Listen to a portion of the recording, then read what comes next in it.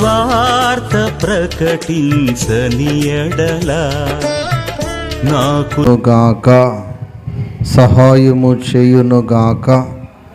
ఇంకా మన ఎదుట మిగిలి ఉన్న దినాలన్నీ ప్రతి రాత్రి దీవెనకరముగా ఆశీర్వాదకరముగా జరిగిస్తూ ఉన్న దేవునికి రెండు చేతులైతే ఒకసారి బిగ్గరగా స్తోత్రాలు చెల్లిద్దాం.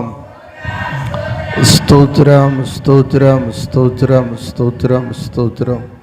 ఇంకను అనేకమైన కుటుంబాలు కూడా ఈ ప్రతిదినము జరుగుతున్న ఈ ప్రార్థన కూడికలలో పాలు పొంది దైవాశీర్వాదాలు పొందినట్లు స్తోత్రాలు చెల్లిద్దాం.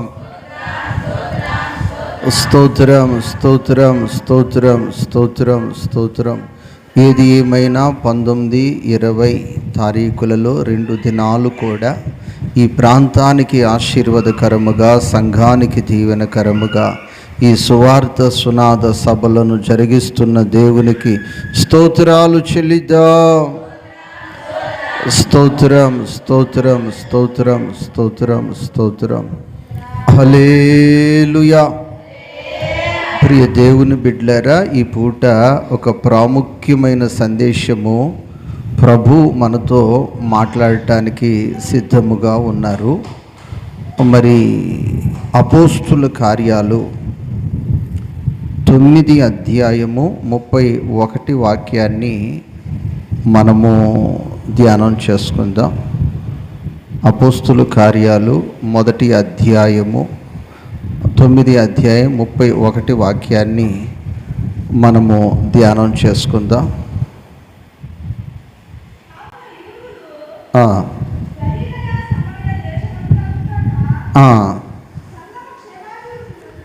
సంఘము క్షేమాభివృద్ధి నొందుచు సమాధానము కలిగి ఉండెను, మరియు ప్రభువునందు భయమును పరిశుద్ధాత్మ ఆదరణయు కలిగి నడుచుకొనుచు విస్తరించుచుండెను. ఇక్కడ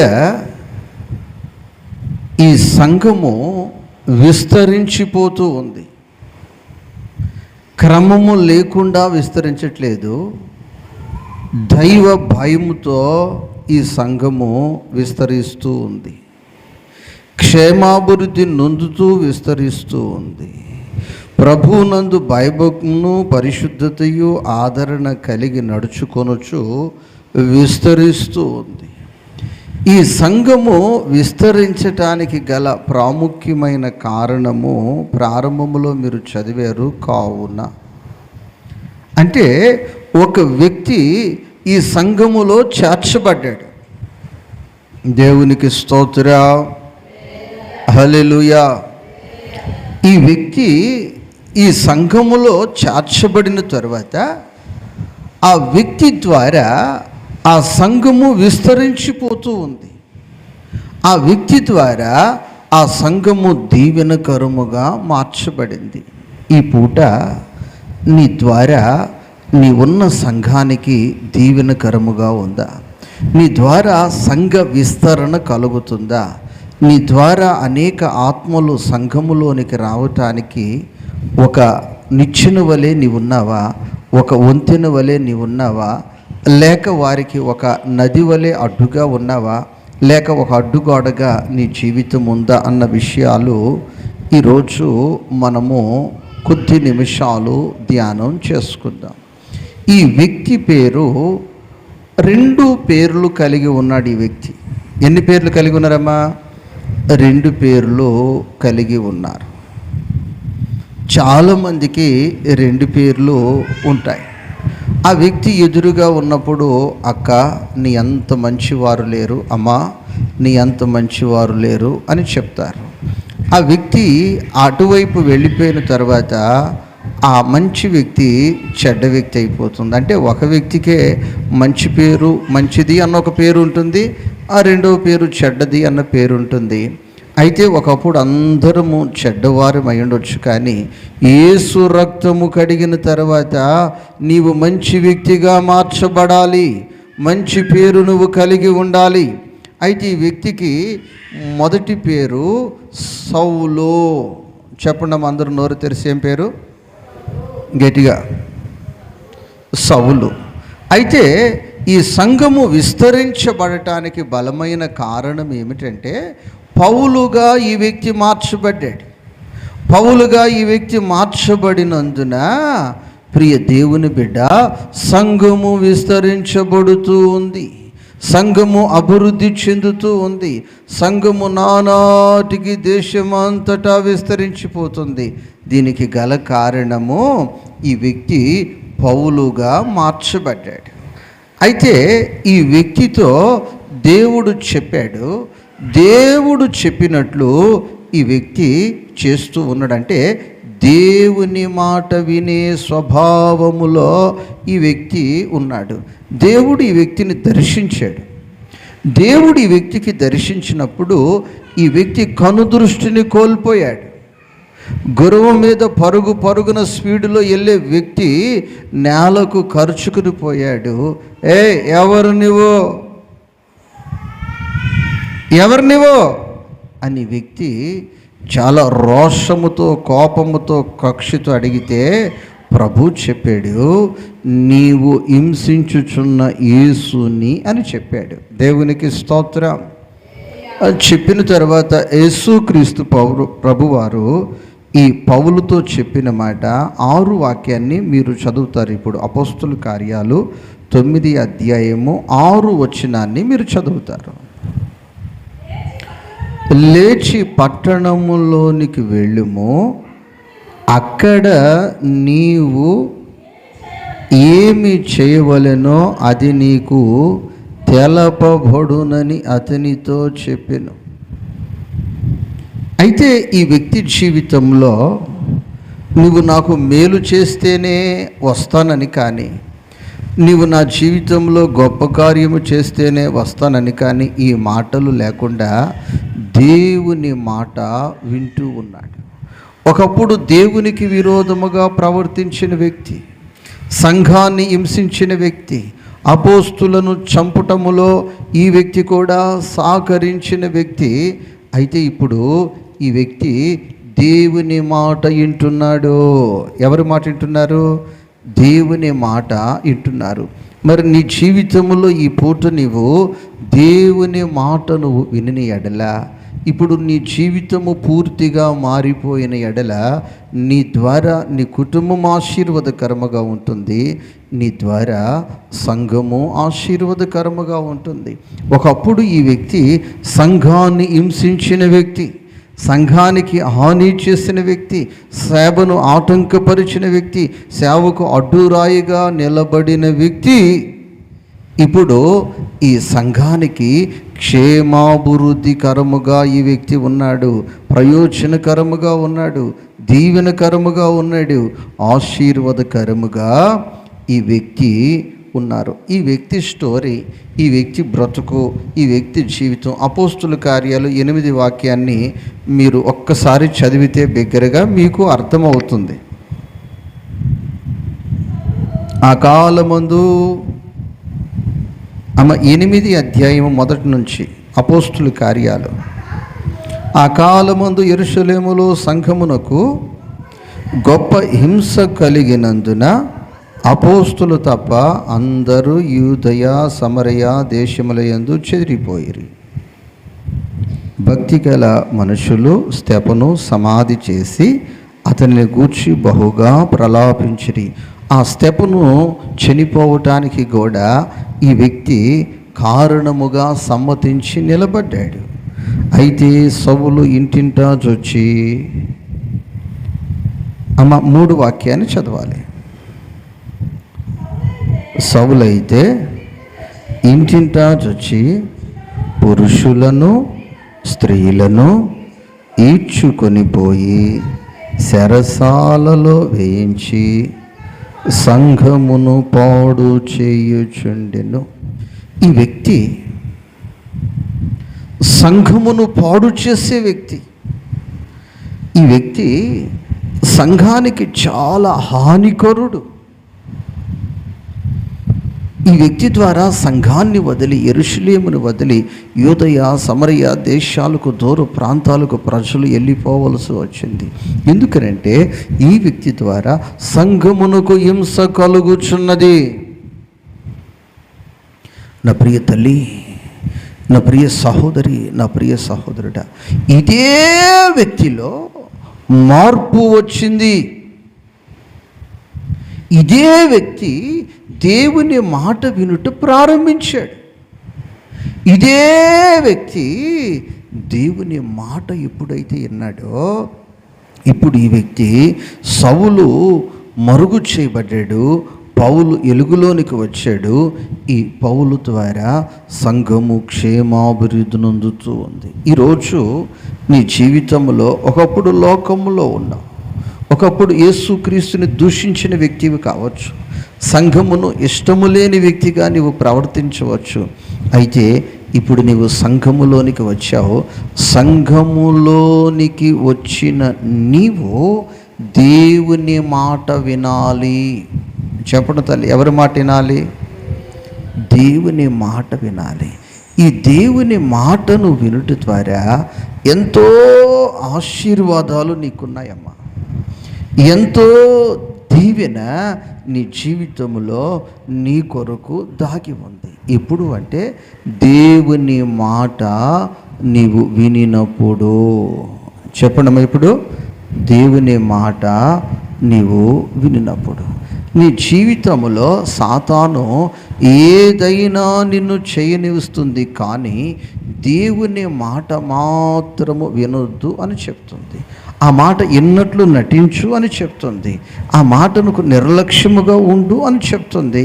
అంతేకాని ఆయన మాట వింటే నీ జీవితం అభివృద్ధి చెందుతుంది, సంఘము క్షేమాభివృద్ధి నొందుతుందని. ఏది ఏమైనా చర్చికి వెళ్తే ఒప్పుకుంటాను, ఏదో కాసేపు ప్రార్థన చేస్తే ఒప్పుకుంటాను, కనిపించొస్తే ఒప్పుకుంటాను, కానీ దేవుని మాట వింటే నేను ఒప్పుకోను.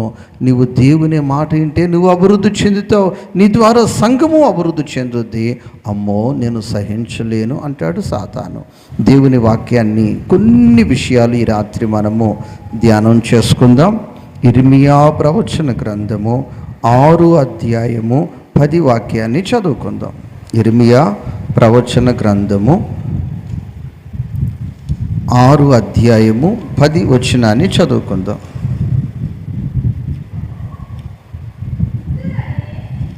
అమ్మా, విందురని నేను ఎవరితో మాట్లాడేదనో, ఎవరికి సాక్ష్యమిచ్చేదనో వారు వినుటకు తమ మనస్సు సిద్ధపరుచుకొనరు. నా ప్రియ దేవుని బిడ్డలారా, ఇప్పుడు మనము ఒకరోజు ఒక్కొక్క కార్యక్రమానికి సిద్ధపడతాం. ఒక్కొక్క సమయంలో మా ఇంటికి భోజనానికి రమ్మని పిలుస్తారు. ఆ భోజనం చేయటానికి సిద్ధపడి వెళ్తాం, భోజనం చేసుకుని వస్తాం. ఈ పూట ఒక పని చేయడానికి సిద్ధపడతాం, ఈ పూట ఒక వస్తువు కొనటానికి సిద్ధపడతాం. భోజనానికి సిద్ధపాటు వేరే ఉంటుంది, ఒక వస్తువు కొనుగోలు చేయటానికి సిద్ధపాటు వేరే ఉంటుంది. ఒక పని చేయటానికి, ఆ పని చేయటానికి కావలసిన వస్తువులు, ఆ యొక్క ఉపకరణాలన్నీ సిద్ధపరుచుకుని ఆ పని చేయటానికి సిద్ధముగా ఉంటాం. నా ప్రియ దేవుని బిడ్డలారా, అలాగా నీవు దేవుని మందిరానికి అందరూ వచ్చేస్తున్నారని వచ్చేయటు కాదు. ఈరోజు ఆదివారము అని రావటం కాదు, ఈరోజు సోమవారం అని రావటం కాదు. నీ జీవితంలో నువ్వు సిద్ధపడి ఉండాలి. ఏంటి ఆ సిద్ధపాటు అంటే, నాతో మాట్లాడు ప్రభువా, నీవు పలికితే నాకు చాలయా, నీ దర్శనమే నాకు మేలయా. నీ జీవితంలో ఒక స్థలములో ప్రార్థన ఉంది, నేను అక్కడికి వెళతానని తెలిసిన రోజు నుంచి ఆ రోజు వరకు నువ్వు ఆ మాటలు వినటానికి సిద్ధపడాలి. ఇప్పుడు నువ్వు ప్రయాణం వెళ్ళాలంటే ఆ ప్రయాణానికి తగిన బట్టలు సిద్ధపరచుకోవాలి. ఆ ప్రయాణానికి కావలసిన రిజర్వేషను, ఛార్జీలు, ఆ వాహనాన్ని నువ్వు సిద్ధపరచుకోవాలి. సిద్ధపాటు లేకుండా, మరి మంచి వస్త్రాలు లేకుండా, ఆ ప్రయాణ ఖర్చులు డబ్బులు లేకుండా, రిజర్వేషన్ లేకుండా, వాహనం లేకుండా నీ ప్రయాణము సాగదు. అలాగా నువ్వు దేవుని మందిరానికి రావటం మాత్రమే కాదు, కానీ నీవు దేవుని వాక్యాన్ని వినటానికి నీ హృదయమును సిద్ధపరచాలి. దేవునికి స్తోత్రం. ఇప్పుడు మీకు అర్థమయ్యేటట్లు ఒక చిన్న విషయం చెప్తాను. 1వ తారీఖు వస్తే ఆ యొక్క ప్రభుత్వం వారు రేషన్ బియ్యం ఇస్తారు, స్టోర్. అక్కడికి వెళ్ళిపోయి బియ్యం ఇవి అంటే వాళ్ళు ఇవ్వలేరు, నువ్వు తెచ్చుకోలేవు. దానికి కావలసిన కార్డు చేతిలో పట్టుకోవాలి. ఆ రైస్కు సంబంధించిన ఒక రైస్ బ్యాగ్ ఒకటి పట్టుకోవాలి.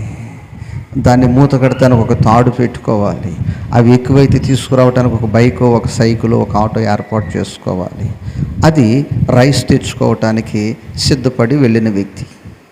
అలాగా నువ్వు దేవుని మందిరానికి వచ్చే ముందు నీ హృదయమంతా శుభ్రపరచుకొని,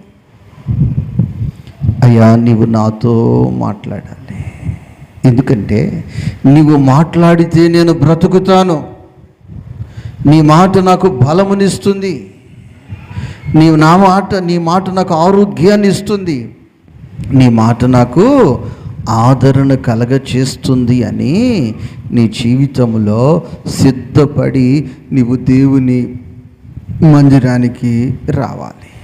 సిద్ధపడి వచ్చి నీవు ప్రతి మాట నీ హృదయములో దాచుకున్నప్పుడు నీ జీవితంలో ₹1,00,00,000 ఆస్తి నీ సొంతమైతే తృప్తి కలగపోవచ్చు, కానీ ఈ వాక్యము ద్వారా నీ జీవితంలో సంతృప్తి కలుగుతుంది, దైవ సంబంధమైన బలము కలుగుతుంది, నీ జీవితములో ఆశీర్వాదకరముగా మార్చబడుతుంది. దేవునికి స్తోత్రం. ఆ వాక్యాన్ని పూర్తిగా చదివితే, వారు వినుటకు తమ మనసులను సిద్ధపరుచుకొనరు,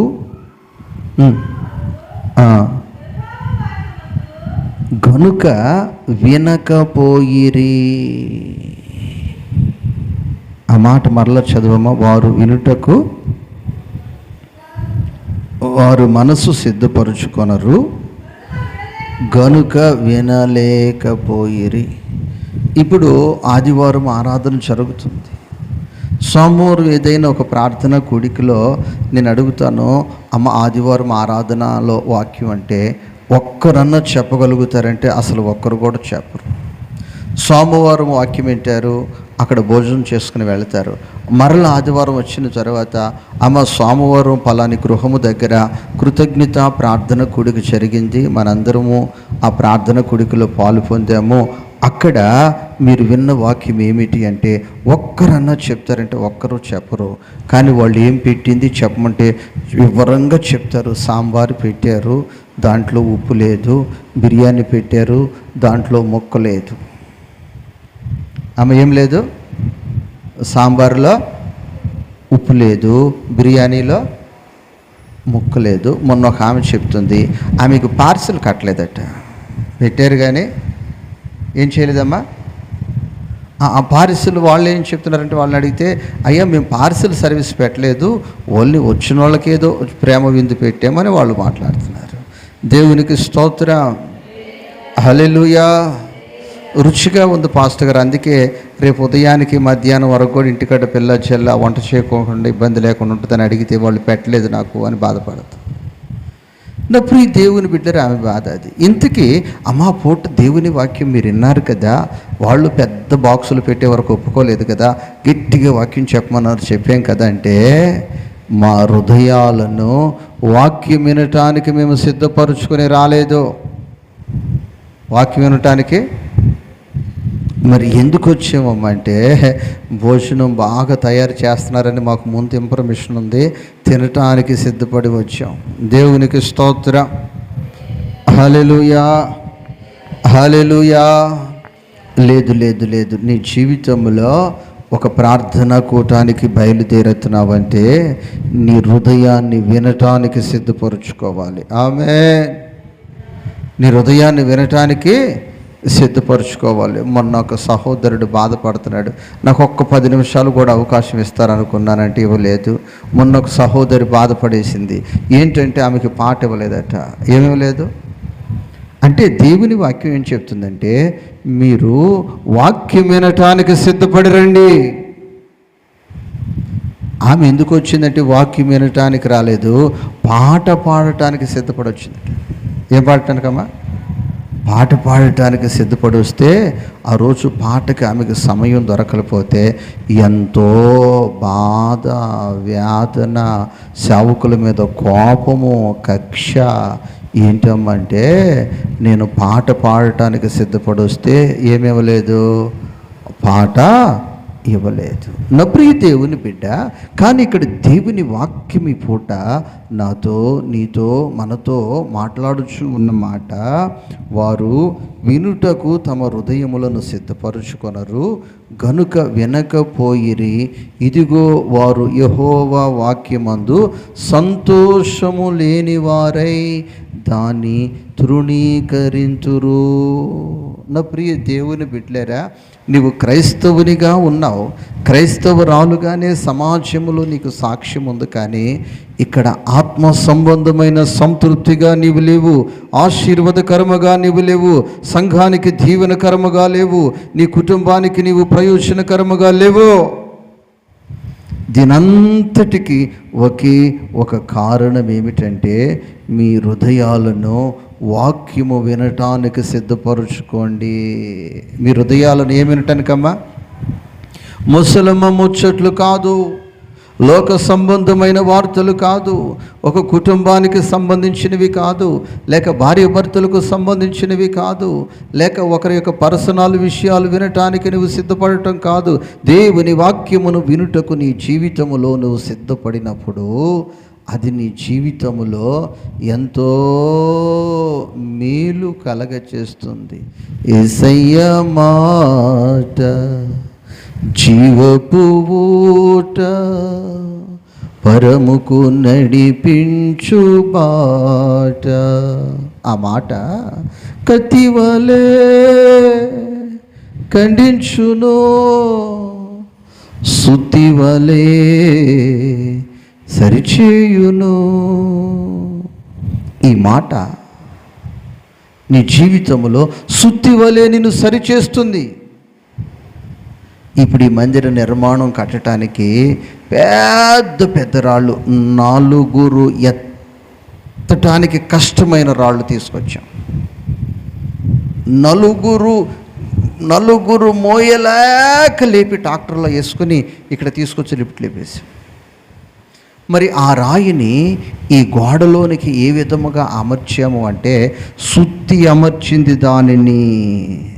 ఏది అమర్చిందమ్మా? చెప్పాలి తల్లి అమ్మా. సుత్తి అమర్చింది. పెద్ద తుమ్మ చెట్టు ఆ బలిపీఠం చేయటానికి ఉపయోగించాం.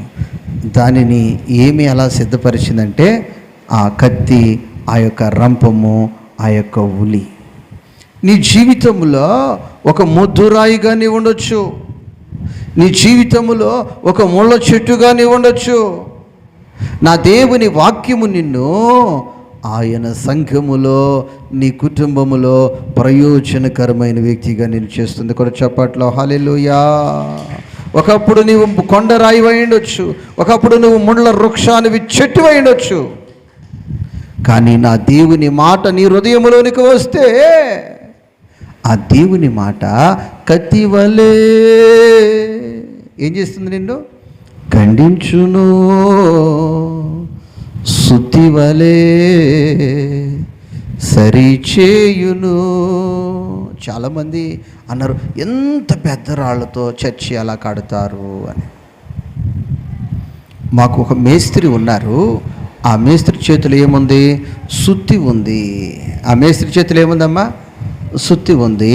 ఆ సుత్తి ద్వారా ఆ గోడకు, ఆ పునాదికి ఈ రాయిని మలుస్తాడు. ఇంత ముళ్ళ చెట్టుతో ఈ బలిపీఠాన్ని ఎలా తయారు చేస్తారు అంటే, మాకు ఒక మేస్త్రి ఉన్నాడు, ఆ మేస్త్రి చేతిలో రంపం ఉంది, ఉలి ఉంది, ఆ యొక్క చెక్కే బాడిస ఉంది, ఆ వ్యక్తి దాన్ని సరిచేస్తాడు. దేవునికి స్తోత్రం. ఆ సుత్తే లేకపోతే, ఈ కత్తే లేకపోతే ఆ కొండరాయి ఇక్కడ ఉండేది కాదు. ఆ యొక్క కత్తే లేకపోతే, ఆ రంపమే లేకపోతే ఈ బలిపీఠం ఇక్కడ ఉండేది కాదు. ఈ బలిపీఠం అక్కడ ముళ్ళ చెట్టుగానే ఉండేది. ఈ గోడలో ఉన్న రాయి కొండ మీదే ఉండేది.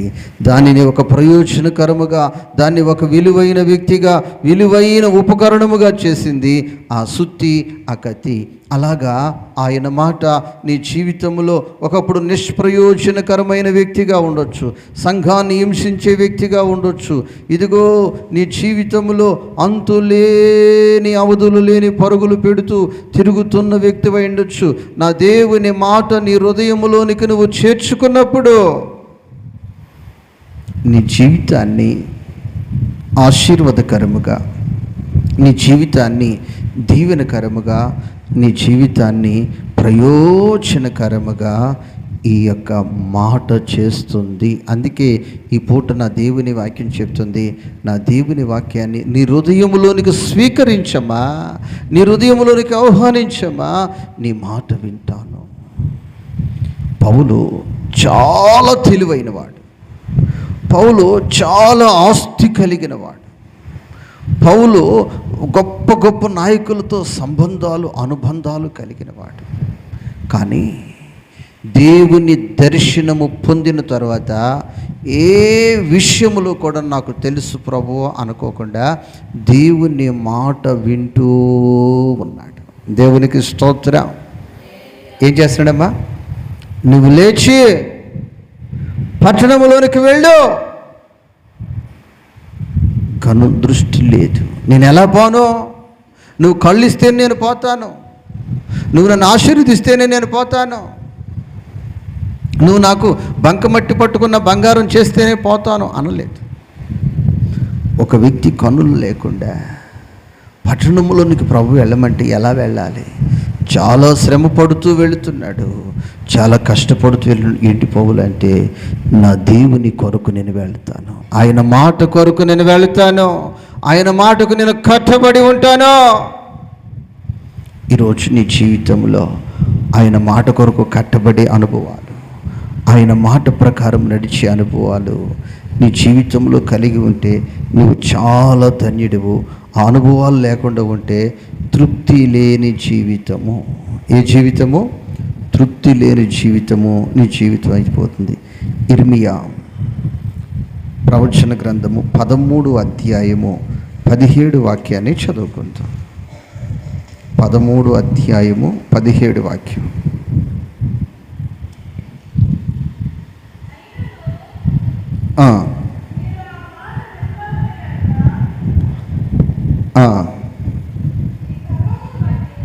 నీ గర్వమును బట్టి నేను చాటున ఏడ్చుదును. యెహోవా మంద చెరపట్టబడినందున నా నేత్రము బహుగా వలపోయుచు కన్నీరు విడుచుందును. ప్రియ దేవుని బిడ్డలేరా, దేవుడు మాట్లాడుతూ ఉంటాడు, తన ప్రజలతో మాట్లాడుతూ ఉంటాడు, తన పాదముల దగ్గరకు వచ్చిన పిల్లలతో మాట్లాడుతూ ఉంటాడు. ఒక దైవజనుడు వాక్యం చెప్పాలంటే ప్రభువుని అడుగుతాడు, ప్రభువా, ఈ వారము ఈ ప్రార్థన కూడికలో, ఈ సభలో నీ ప్రజలతో నీవు మాట్లాడాలి కాబట్టి నాకు ఒక ప్రకటన మీరు అనుగ్రహించాలి, మరుగై ఉన్న మర్మాలను మీరు అనుగ్రహించాలి. ఒక ప్రకటన కావాలయ్యా నీ ప్రజలకు అని ఉపవసించి ప్రార్థించి ప్రభువుని అడిగితే ప్రభు తన సంఘానికి అవసరమైన మాట, చేరి వచ్చిన విశ్వాసులకు అవసరమైన మాట, ఆ హృదయాలను సుత్తివలే సరిచేయటానికి, ఆ జీవితాలను కత్తివలే ఖండించటానికి, ఆ బ్రతుకులను తల్లివలే ఆదరించటానికి, లాలించటానికి అవసరమైన మాట దేవుడు మాట్లాడతాడు. ఆ మాట్లాడిన సమయంలో ఎవరైతే ఆ మాటలు వింటారో, ఈరోజు ప్రార్థన కూటం అయిపోతే, అయ్యా నీవు నాతో మాట్లాడేవయ్యా, అవును ప్రభువా, బండలాంటి నా హృదయాన్ని సుత్తివలే సరిచేసే మాటలు ఈ రాత్రి ఈ ప్రార్థన కూడికలో, ఈ ఆరాధనలో నాతో మాట్లాడిన విధానమును బట్టి నీకు స్తోత్రాలని రొమ్ము కొట్టుకుంటూ ప్రార్థన చేసి ఆ యొక్క వాక్యాన్ని భద్రపరుచుకునేవారు తక్కువ. ఈ జామ అయిపోయింది. ఏ జామ అయిపోయింది? ఈ జామ అయిపోయింది. ఎప్పుడు తినాలి, ఇప్పుడు మరలా ఒక మూట కట్టుకోవాలి, నెత్తినెట్టుకోవాలి, ఎప్పుడు ఇంటికి పోవాలి, ఈ ఆలోచనలు తప్ప లేదయ్యా.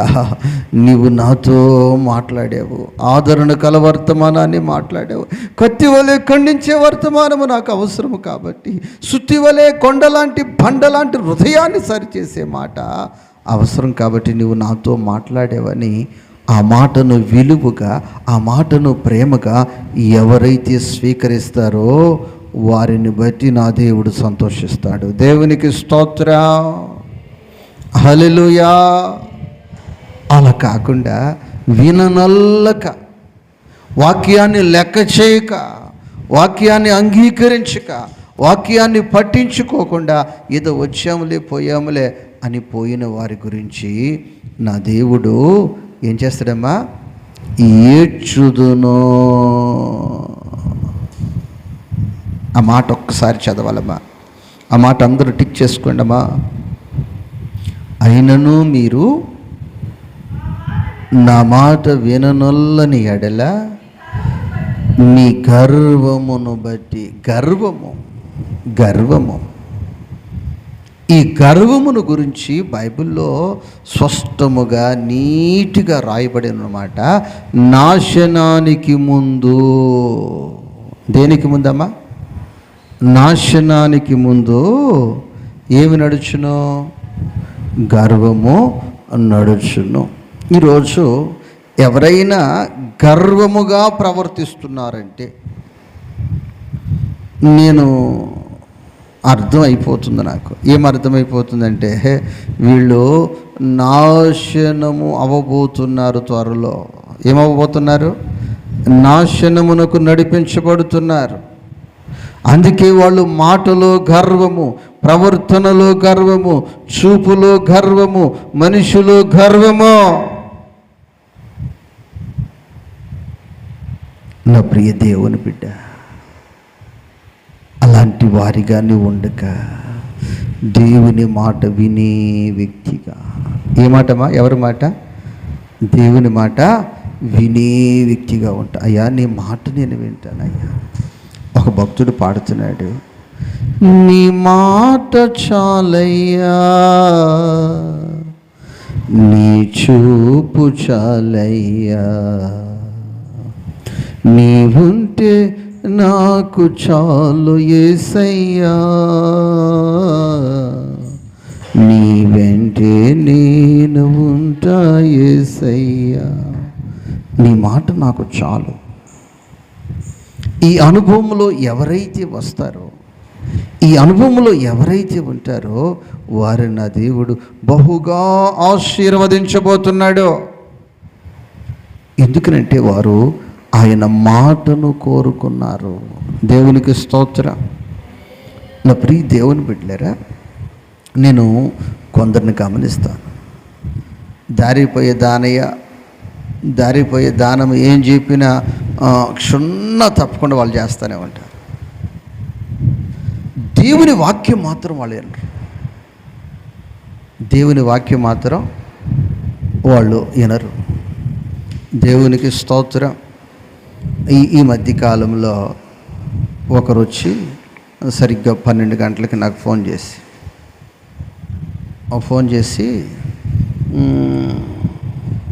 11 అవుతుంది. ఫోన్ చేసి పాస్టర్ గారు చర్చి తాళాలు కావాలి, మేము చర్చి గేటు బయట ఉన్నాం అన్నారు. నాకు అర్థమైపోయింది మొత్తం.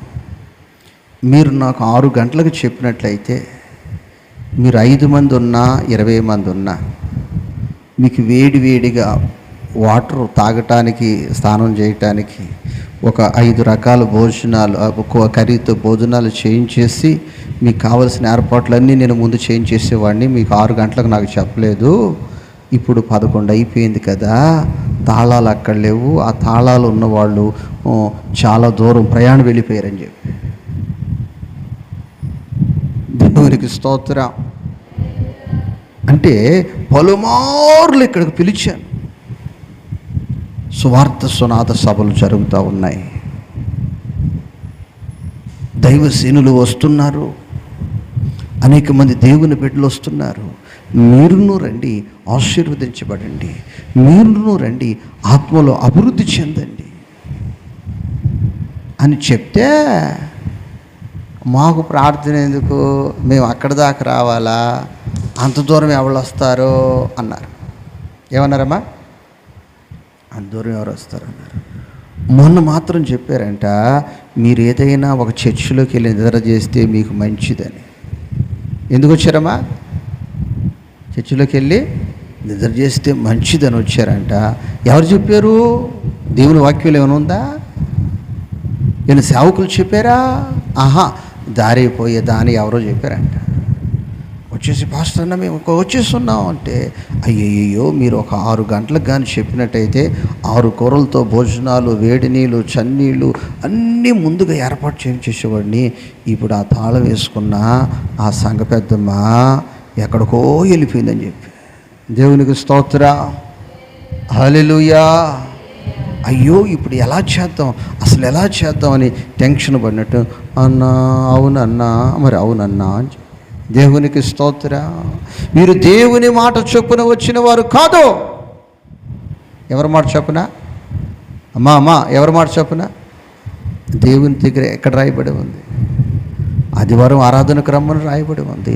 మీరు దేవుని మందిరంలోకి వెళ్ళి కృతజ్ఞతాస్తుతులు చెల్లించినది. కాబట్టి నా ప్రియ దేవుని బిడ్డ, నా ప్రియ సహోదరి, నీవు దేవుని మాట విన్నప్పుడు అది నీకు ఆశీర్వాదము. దేవుని మాట విన్నప్పుడు నీకు దీవెనకరము. దేవునికి స్తోత్రము, హల్లెలూయా. కొందరు దేవుని మాట వినరు. ఆ వాక్యం కూడా ఒకసారి చదువుకుందాం, మనం ముగించుకుందాం. సామెతలు 1వ అధ్యాయము 25 వాక్యాన్ని బిగ్గరగా చదువుతారు. సామెతలు 1వ అధ్యాయము 25, 26 వాక్యాలు.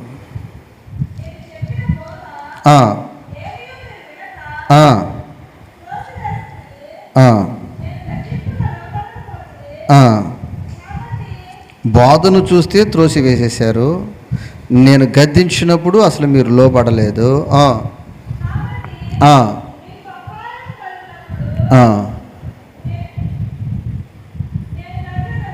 ఏం చేస్తాను?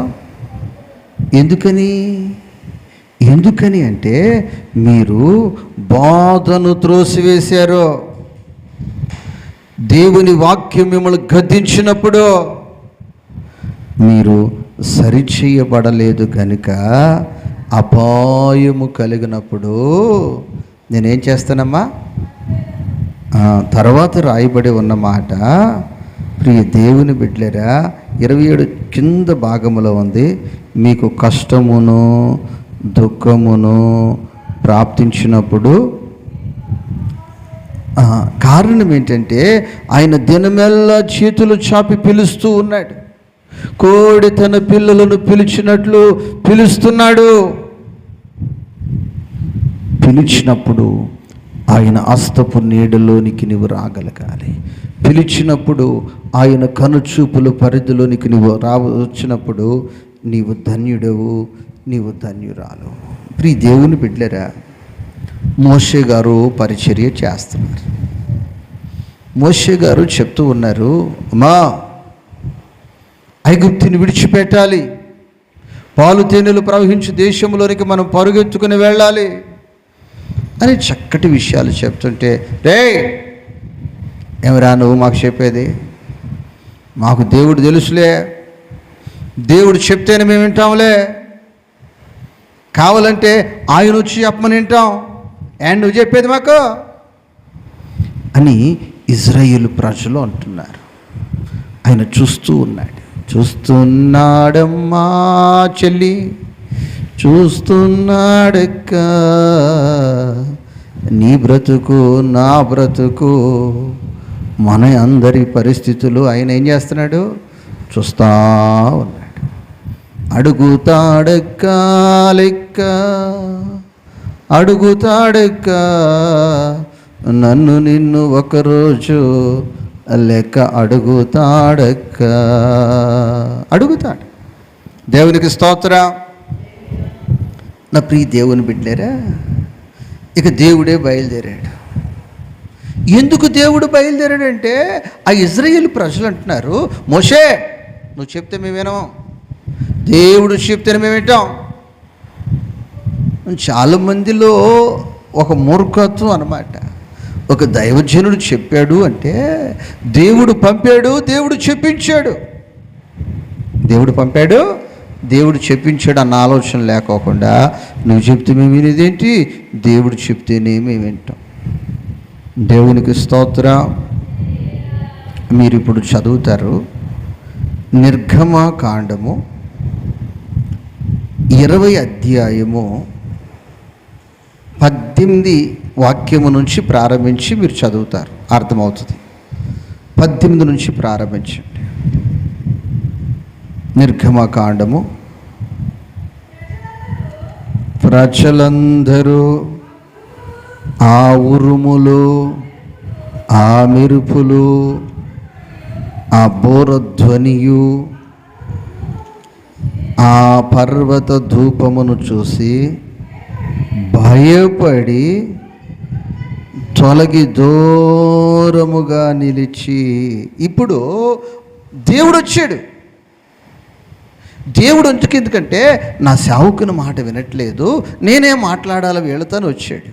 వస్తే దేవునిని చూసే శక్తి, ఆ ప్రాంతాలలో ఉండే శక్తి, ఆ మహాశక్తిని వారు తట్టుకోలేకపోయి భయపడిపోయి వణికిపోయి అంటున్న మాట, తొలగి దూరముగా నిలిచి మోషేతో ఇట్లనిరి.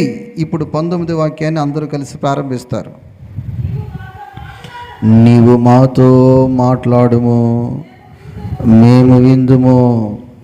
దేవుడు మాతో మాట్లాడిన ఎడల మేము చచ్చిపోతామా? మేము బ్రతకాలంటే మోషే నువ్వు మాట్లాడాలి, నీ మాట వింటాం. నువ్వు కానీ మాట్లాడుకోకుండా ఉంటే దేవుడు మాట్లాడితే మేము చేస్తాం. దేవునికి స్తోత్రం.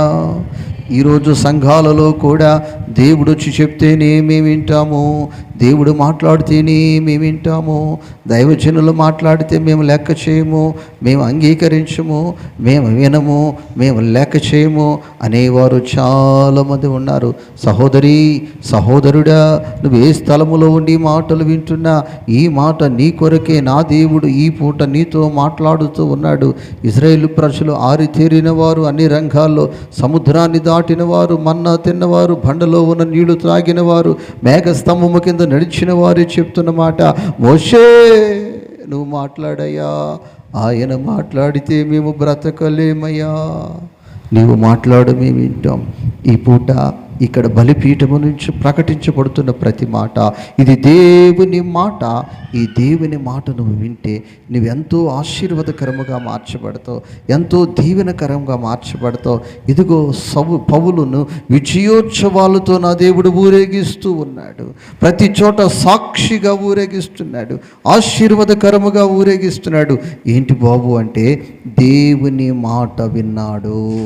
ఈరోజు నువ్వు దేవుని మాట వినుట ద్వారా నీ కుటుంబం ఆశీర్వదించబడుతుంది, నీ ద్వారా సంఘము ఆశీర్వదించబడుతుంది, సంఘము దీవెనకరముగా మార్చబడుతుంది, నీ కుటుంబము ఆశీర్వాదకరముగా మార్చబడుతుంది. ఇది నీ జీవితంలో జరగాలంటే నీవు దేవుని మాట వినే వ్యక్తివై ఉండాలి. అందరూ మోకరించండి. మోకరించిన ప్రతి ఒక్కరూ చేతులెత్తిన ప్రతి ఒక్కరూ నోరు తెరచి రీకా బారాల కబారాల బాబా బాబా బాబా రీకా బా తీరాల కబారాల శరాల బా అయా అయా కత్తి వలె ఖండించే మాట నాకు కావాలి, సుత్తి వలె సరిచేసే మాట కావాలి తండ్రి.